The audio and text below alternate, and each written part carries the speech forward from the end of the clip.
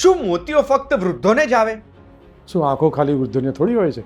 શું મોતિયો થાય એટલે આખી આંખ સફેદ થઈ જાય? એવું તો ના જ હોય ને. મોતિયો આંખનો એક પાર્ટ છે, એટલે માત્ર એક પાર્ટની અંદર જ ડેમેજ થાય કે ચેન્જ થાય, બાકી આખી આંખ એવી ને એવી જ નોર્મલ હોય. હવે સર, તમે કીધું એક પાર્ટ છે, તો એ પાર્ટમાં આપણે આમ આંખો ચોળીને ચોખ્ખી કરી દઈશું કે પછી પાણીની છાલક નાખીને ચોખ્ખી કરી દઈશું તો મોતિયો તો જતો રહેશે ને? કેવી વાત કરો છો? આ થોડી બહાર છે, આ આંખની અંદરનો ચેન્જ છે. બહાર કરવાથી માત્ર કચરો સાફ થાય, મોતિયો સાફ ના થાય. હવે આખી આંખ સફેદ નથી થઈ જતી કે દેખાતું બંધ નથી થઈ જતું, ત્યાં સુધી મોતિયાનું ઓપરેશન ના કરાવવું જોઈએ ને? ના, એવું નથી હોતું. ડેઇલી રૂટીન એક્ટિવિટીની અંદર જ્યારે તમને તકલીફ પડવાની શરૂ થાય એટલે મોતિયાનું ઓપરેશન કરાવી દેવું જોઈએ. લીલા શાકભાજી ખાઈશ, ગાજર ખાઈશ તો મને મોતિયો ક્યારેય નહીં થાય ને? મોતિયો એજિંગ ચેન્જ છે અને ખાવા પીવા સાથે કોઈ લેવા દેવા નથી. એવું જ હોત ને તો ઝૂંપડપટ્ટીમાં રહેતા લોકોને વહેલો મોતિયો આવી જતો હોત ને. મોતિયાનું ઓપરેશન એક વખત કરાવી દઈશ, પછી દર 2-5 વર્ષે આંખો સફેદ થઈ જશે ને મોતિયાનું ઓપરેશન ફરી કરાવવું જ પડશે ને? ના, એવું નથી. એ મોતિયાની surgery once for life time છે. એકવાર મોતિયાનું ઓપરેશન કર્યું, બાળક હોય કે વૃદ્ધ હોય, લાઈફમાં ફરી ક્યારેક મોતિયો ફરી આવતો નથી, ફરી સર્જરી જરૂરી છે. બહુ વાર ટીવી જોઈએ છે, બહુ વાંચવાનું થાય છે આપણે, તો મોતિયો વહેલો આવશે? ના, એને કોઈ લેવા દેવા નહીં. વધારે પડતું વાંચવાથી આંખને સ્ટ્રેઇન પડી શકે, આંખ થાકી શકે, પણ મોતિયા સાથે એને કોઈ જ લેવા દેવા નથી. હવે સર, મોતિયો એક વખત આવી જાય છે તો એની ટ્રીટમેન્ટ શું છે? અને માની લો મારે મોતિયો જોઈતો જ નથી લાઈફ ટાઈમ, કે પછી મોડો જોઈએ છે, તો એના માટે મારે શું કરવાનું? આ તો બહુ લાંબો સવાલ પૂછી દીધો, એના માટે આખો વિડીયો જોવો પડે.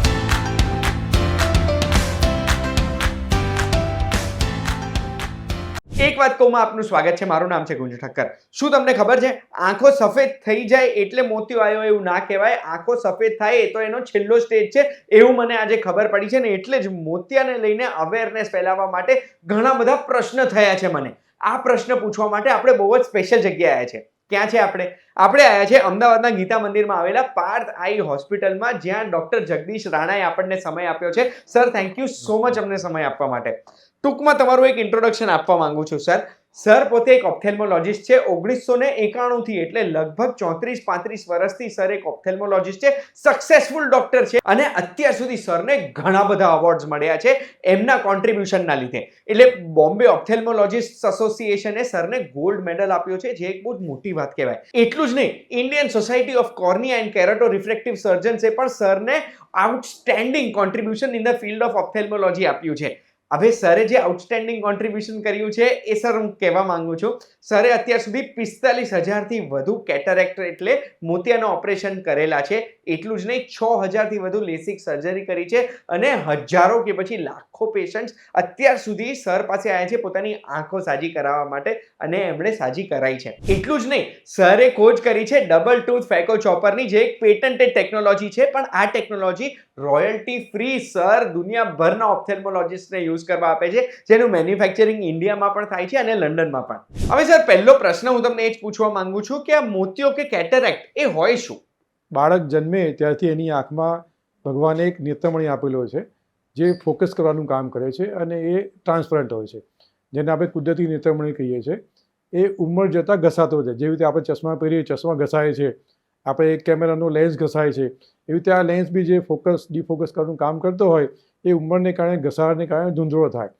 સાદી ભાષામાં કહીએ તો ભગવાને આપેલો ટ્રાન્સપરન્ટ નેત્રમણી એ જ્યારે ધૂંધળો થાય ત્યારે આપણે એને મોતિયો કહીએ છીએ. અને આ મોતિયો થવાનું કારણ શું હોય સર? મોટાભાગના કેસીસની અંદર એ એજ રિલેટેડ હોય છે, એટલે ડિજનરેટિવ ચેન્જ કહેવાય. 99% કેસીસની અંદર મોતિયો ઉંમરને કારણે થતો એ કુદરતી આપણા લેન્સમાં થતો ફેરફાર છે. અને એ સિવાય જો મોતિયો આવે ને બીજા કોઝિસમાં જઈએ તો ડાયાબિટીસને કારણે બી આવી શકે, સ્ટીરોઇડના વધારે પડતા યુઝને કારણે બી આવી શકે, સ્ટીરોઇડના ડ્રોપ્સ એલર્જીને કારણે બાળકોમાં બહુ નાખતા હોય તો બાળકોમાં બી એને કારણે મોતિયો આવી શકે છે, ટ્રોમાને કારણે બી આવી શકે, ડાયાબિટીસમાં ફ્લક્ચ્યુએશન બહુ વધારે પડતું આવતું હોય તો બી મોતિયો જલ્દી આવી શકે છે. હવે સર, આંખોમાં મોતિયો ત્યારે જ આવ્યો કહેવાય જ્યારે આંખો સફેદ થઈ ગઈ, કે એની પહેલા બી મોતિયો આવી ગયો કહેવાય? મોતિયાની અંદર આખી આંખ સફેદ ક્યારેય નથી થતી. કીકીની સેન્ટરમાં વ્હાઇટ ડોટ જેવું દેખાય એ મોતિયાનું એન્ડ સ્ટેજ છે, લાસ્ટ સ્ટેજ છે. જ્યારે એ વખતના સ્ટેજ, જ્યારે વ્હાઇટ થવાનું શરૂ થાય ત્યારે ઓપરેશન રિસ્કી થઈ જાય છે, અને રિસ્ક હંમેશા પેશન્ટનું જ હોય છે. ડૉક્ટર તો એક્સપ્લેન કરીને જ કરતા હોય છે. એટલે વ્હાઇટ કીકી થાય કે વ્હાઇટ સ્પોટ થાય ત્યારે મોતિયો આવે અને ડૉક્ટર જોડે જવું એ ખોટી માન્યતા છે. આપણને દેખાવાનું ધૂંધળું ચાલુ થાય એ તરત ડૉક્ટર પાસે જવું જોઈએ. બસ આ તમે ધૂંધળું દેખાવાનું કીધું ને એટલે મારે આ લક્ષણો જ જાણવા છે કે સફેદ ડોટ પહેલા મારે કેવા લક્ષણો મને દેખાશે જે લક્ષણોથી ખબર પડે કે કદાચ આ મોતિયો થવાની શરૂઆત થઈ છે. મોટાભાગના કેસીસની અંદર રાત્રે ડ્રાઇવિંગમાં તકલીફ પડે, દૂરથી આવતી લાઇટ છે ફોકસ ના થાય અથવા સ્કેટર થવા માંડે, ફોટોફોબિયા થાય, લાઇટની અંદર જોઈ ના શકાય, સૂર્યપ્રકાશ જ્યારે સવારે અને સાંજે એટલે સૂર્યાસ્તને સૂર્ય સમયે આપણને ડ્રાઇવિંગ કરવામાં તકલીફ પડે, વાંચવાની અંદર તકલીફ પડવાની ચાલુ થાય, આપણે ચશ્મા પહેરીએ છતાં આપણને ઝાંખું દેખાય.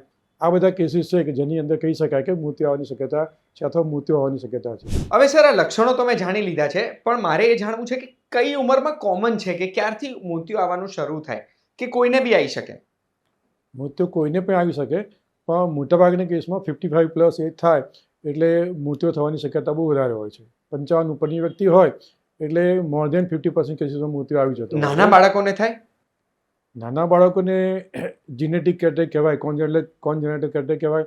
એ નાના બાળકોમાં થતા હોય, એ જન્મજાત પણ હોઈ શકે, જન્મ્યો એ જ દિવસથી બી હોઈ શકે, જન્મ્યા પછી બી ડેવલપ થતો હોઈ શકે. નાના બાળકોમાં આજના જમાનામાં એલર્જી બહુ કોમન છે. એલર્જી માટે બાળકોને ડૉક્ટર ડ્રોપ્સ લખી આપતા હોય છે. મોટે ભાગે એમાં સ્ટીરોઇડ ડ્રોપ્સ આવતા હોય છે. પણ steroid drops to be use under doctor observation only. પણ ઘણીવાર મા બાપ પૈસા બચાવવા માટે અથવા આર્થિક પરિસ્થિતિને કારણે એ ડ્રોપ ડૉક્ટરને પૂછ્યા વગર લાંબો સમય નાખતા હોય છે. તો એ સ્ટીરોઇડ ડ્રોપના લાંબા યુઝને કારણે બી નાના બાળકોમાં મોતિયો આવતો હોય છે. એ સિવાય જેને સાંધાનો હોય, સંધિવા કહીએ છીએ, એમાં બી ઘણીવાર ડૉક્ટર સ્ટીરોઇડ આપતા હોય છે. ઘણીવાર સ્કિન ડિઝીઝમાં બી સ્ટીરોઇડ અપાતો હોય છે. તો સ્ટીરોઇડનો વધારે પડતો ઉપયોગને કારણે બી નાની ઉંમરે અથવા તો ઇન બિટવીન એજમાં બી મોતિયો આવી શકતો હોય છે. તો એક વખત મોતિયો આવી જાય છે પછી એની ટ્રીટમેન્ટ શું થાય સર? મોતિયો આવવાની શરૂઆત હોય ત્યારે ચશ્માથી આપણે વિઝન ક્લિયર કરી શકે પણ મોતિયો દૂર ના થાય. મોતિયો આવે એટલે એનો એકમાત્ર ઇલાજ એ ઓપરેશન. એ ઓપરેશન કઈ રીતે થાય? એ ઓપરેશન ટૂંકમાં સમજાવું તો આંખની અંદર નાનું ઇન્સિશન મૂકીએ, મોતિયો ફેકોઇમલ્સિફિકેશન અથવા તો માઇક્રો ફેકોઇમલ આપણે એને દૂર કરી અને જે જગ્યા ખાલી થઈ ત્યાં આપણે રિપ્લેસમેન્ટ તરીકે નવું નેત્રવણી મૂકી દઈએ. આ ટૂંકમાં કહીએ તો ફેકોઇમલ્સિફિકેશન દ્વારા મોતિયો દૂર કરવો, નેત્રવણી ઇમ્પ્લાન્ટ કરવો, આ એ સર્જરી છે. ઓકે સર, મોતિયાનું ઓપરેશન તમે મને કીધું પણ એ ઓપરેશન વગર સર્જરી વગર મોતિયો ઠીક થઈ શકે? એ તો શક્ય જ નથી ને. મોતિયો બહાર કેવી રીતે નીકળે? એ આંખની અંદર છે એટલે એને બહાર કાઢવું હોય તો ઓપરેશન તો કરવું જ પડે. હવે જેમ આપણે જોઈએ છે કે સાયન્સમાં દર વર્ષે કંઈક ને કંઈક નવીનતા આવી રહી છે, નવી ટેકનોલોજી આવી રહી છે, તો મોતિયાના ઓપરેશનમાં કોઈ નવી ટેકનોલોજી આવી છે છેલ્લા 5-10 વર્ષમાં? મોતિયાની અંદર ophthalmology department as a whole એ ડેવલપિંગ છે. એમાં દર વર્ષે કંઈક ને કંઈક નવું આવે છે. તો મોતિયામાં ઓપરેશનની સાથે એટલું જ ઇમ્પોર્ટન્ટ છે કે મોતિયાને પહેલાંનું ચેકઅપ થવું, તો રેટિનાનું ચેકઅપ થવું, આંખના અલગ અલગ મેઝરમેન્ટ લેવા, નેત્રમણીનું પરફેક્ટ માપ લેવું. મોતિયાનું ઓપરેશન ગમે તેટલું સુંદર કર્યું હોય પણ નેત્રમણી જો આપણે અલગ નંબરનો મૂકી દઈએ તો પેશન્ટ ક્યારેય સેટિસ્ફાય નહીં થાય, કારણ કે પેશન્ટ એમ થાય કે ઓપરેશન કર્યું તો મને દેખાય તો ઝાંખું અથવા તો મને ચશ્મા નંબર હતા એના કરતાં બી વધારે આવી ગયા. એટલે મોતિયાનું ઓપરેશન જેટલું ઇમ્પોર્ટન્ટ છે એટલું જ એ મોતિયા પહેલાંના મેઝરમેન્ટ અને પ્રી ઓપરેટિવ ચેકઅપ એટલા ઇમ્પોર્ટન્ટ છે. એના માટે આર્ગસ નામનું નવું એક સાધન છે જે પ્રી ઓપરેટિવ આઈ ચેકઅપ માટે ઇમ્પોર્ટન્ટ છે. એમાં આંખના અલગ અલગ મેઝરમેન્ટ વિધિન એ ફ્યુ સેકન્ડ લેવાતા હોય છે. એમાં કીકીનું મેઝરમેન્ટ આવી ગયું, એક્ઝેક્ટ લેન્થ આવી ગઈ, એન્ટી ચેમ્બર ડેપ્થ આવી ગઈ, લેન્સ થિકનેસ આવી ગઈ, લેન્સમાં પોસ્ટિયર કેપ્સ્યુલની રપ્ચર છે તો એ પણ આપણે જાણી શકીએ છીએ. તો આવા અલગ અલગ મેઝરમેન્ટ એક સાથે લેવાતા હોય છે. સિલિન્ડ્રિકલ નંબર હોય, ટોરિક લેન્સ મૂકવાની જરૂર હોય, એ બધું વિધિન ફ્યુ સેકન્ડ આપણને બતાવે છે, જેને કારણે પોસ્ટ ઓપરેટિવ આઉટકમ છે એ આપણે ડિઝાયરેબલ આવતો હોય છે અને પેશન્ટ એનાથી વધારે ખુશ થતો હોય છે. સર્જરી તો ઇમ્પોર્ટન્ટ છે જ, પણ સર્જરી ગમે તેટલી સારી કરો પણ જો પ્રી ઓપરેટિવ ચેકઅપની અંદર ક્યાંક તમે ભૂલ કરી હશે તો પેશન્ટ સર્જરી પૈસા છતાં પેશન્ટ ખુશ નહીં થાય. સાચી વાત છે. હવે એક વખત જો ઓપરેશન થઈ જાય છે કોઈ પણ દર્દીનું, એના પછી ઓપરેશન પછી એમને કઈ બાબતોનું ધ્યાન રાખવાનું અને કેટલા સમય માટે ધ્યાન રાખવાનું? આખો મોટે ભાગે 24 કલાક આરામ સંપૂર્ણ કરવો જોઈએ. 24 કલાક પછી લખવું, વાંચવું, ટીવી, મોબાઈલ એ ગ્રેજ્યુઅલી સ્ટાર્ટ કરી શકે છે અને 5 થી 7 દિવસની અંદર અત્યારની આધુનિક સર્જરીમાં 3-4 કે 5 દિવસમાં રૂજ આવી જતી હોય એટલે 5 દિવસ પછી રૂટીન એક્ટિવિટી કરી શકે. પણ ધૂળ, ધુમાડો, કચરો, ઇન્ફેક્શન આ બધું એવોઇડ કરવું જોઈએ અને મહિના સુધી ચોળે મસળે નહીં એ એડવાઇઝેબલ હોય છે. ચોળાય નહીં, આંખો મસળાય નહીં. આંખની ચોળી હોય તો અંદર નેત્રમણી મૂકેલો છે, વૂંડ હીલ થયેલું હોય શરીરના કોઈ પણ ભાગમાં તાજું ઘા રૂજ આવી હોય તમે ચોળો કે દબાવો તો એ તો નુકસાન થવાનું જ છે. સાચી વાત. અને પેલા ચશ્મા કેટલો ટાઈમ પહેરવાના મોતિયા પછીના? હવે પેલા ડાબલા ચશ્મા સાઈડમાં બંધ ચશ્મા પહેરવાનો જમાનો જતો રહ્યો. પહેલાના જમાનામાં 12 મિલીમીટર કે 15 મિલીમીટર ઇન્સેશન આવતો હતો, તે રૂજ આવતા બહુ વાર લાગે. હવે 24 કલાકની અંદર 90% રૂજ આવી જતી હોય, 2 મિલીમીટર ઇન્સેશન હોય, એટલે ડાબલાનો જમાનો ગયો. સાદા ગોગલ્સ કોઈ પણ પહેરી શકાય અને 24 કલાક પછી ઘરમાં કોઈ ચશ્મા પહેરવાની જરૂર નથી હોતી. લખું વાંચું ટ્યુબવેલ બધું મારા પેશન્ટનું કહ્યું 24 કલાક પછી તમે સ્ટાર્ટ કરો, 2-3 દિવસમાં નોર્મલ લાઈફ ચાલુ કરી. વાવ. હવે મારે આંખોમાં અગર મોતિયો જોઈતો નથી તો એવું કંઈ હું કરી શકું કે મોતિયો આવે જ નહીં ક્યારે લાઈફમાં? એ તો શક્ય જ નથી ને, એ તો એજ રિલેટેડ ચેન્જ છે, ઉંમરને કારણે થતો ફેરફાર છે. હા, એને આપણે અટકાવવો હોય કે પ્રોગ્રેસ ધીમો કરવો હોય તો એન્ટીઓક્સિડન્ટ ટેબ્લેટ ને એવું આવતું હોય છે, પણ એને કારણે તમે ધીમો કરી શકો, પણ ના આવે એવું દુનિયામાં કોઈને શક્ય નથી. જેટલું માણસ લાંબુ જીવે છે એટલા એજ રિલેટેડ ચેન્જીસ વધારે થવાના છે અને દરેકને મોતિયો આવવાનો જ છે. હવે સર, હું આજે તમને મળ્યો જ છું તો મારે મોતિયા સિવાયનો આંખોનો એક પ્રશ્ન પૂછવો છે કે મારે મારી આંખોને હેલ્ધી રાખવી છે, તો મારે કઈ બાબતોનું ધ્યાન રાખવાનું, શું કરવાનું, શું નહીં કરવાનું? આંખો હેલ્ધી રાખવા માટે સૌથી પહેલાં તો આઉટડોર એક્ટિવિટી વધારે હોવી જોઈએ. ટીવી, મોબાઈલ, કોમ્પ્યુટરનો ઉપયોગ ઓછો કરવો જોઈએ. ટીવી, મોબાઈલ, કોમ્પ્યુટર માનો કે તમારી લાઈફમાં જરૂરી છે. જે લોકો કોમ્પ્યુટર પર કામ કરતા હોય, નાના બાળકો અત્યારે એલઈડીમાં ભણતા હોય, મોબાઈલમાં વાંચતા હોય, તો એના માટેના પ્રિકોશન લેવા જોઈએ કે રેગ્યુલર આઈ બ્લિંક કરવી જોઈએ, રેગ્યુલર હાઇડ્રેશન જોઈએ, સમયાંતરે પાણી પીતા રહેવું જોઈએ, આંખને પૂરતો રેસ્ટ આપવો જોઈએ, 6 થી 8 કલાકની ઓછામાં ઓછી ઊંઘ હોવી જોઈએ, એસીની હવા ડાયરેક્ટ આંખમાં ના આવે એ ધ્યાન રાખવું જોઈએ, વિટામિન એ મળે એવો ખોરાક વધારે લેવો જોઈએ, જે પીળા રંગના બધા ફ્રૂટ આવી જાય, લીલા શાકભાજી વધારે લેવા જોઈએ. આ બધું કરીએ તો આપણી આંખ હેલ્ધી રહી શકે છે અને મોટાભાગના ન્યુટ્રિશન રિલેટેડ પ્રોબ્લેમ છે આંખના આપણે અટકાવી શકીએ. ઓકે, એટલે મને જેટલા પ્રશ્ન થતા હતા મેં તો મોતિયાને લઈને પૂછી લીધા છે અને એક એક્સ્ટ્રા પ્રશ્ન આંખોને લઈને બી પૂછી લીધો છે. સર, તમે મને સમય આપ્યો ને એના બદલે હું ખૂબ આભારી છું, અને હું એકલો નહીં, દરેક વ્યક્તિ આભારી હશે.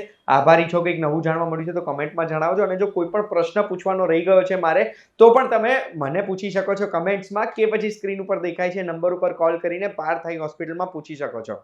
તમે સમય આપ્યો એના બદલે thank you so much sir. Thank you. તમને કંઈ નવું જાણવા મળ્યું હોય તો VTV ડિજિટલ પર એક વાત કહું, જોતા રહેજો. આપણે ફરી મળીશું.